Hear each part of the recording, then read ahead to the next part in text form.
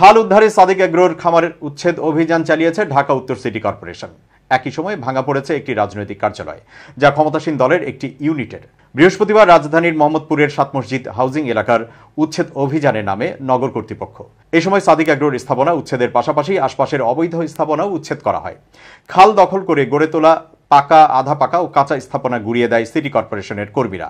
বাদ যায়নি রাজনৈতিক কার্যালয়েও। স্থানীয়দের ভাষ্য, রামচন্দ্রপুর খালকে ময়লা ফেলার জায়গা হিসেবে ব্যবহার করেন স্থানীয় বাসিন্দাদের একাংশ।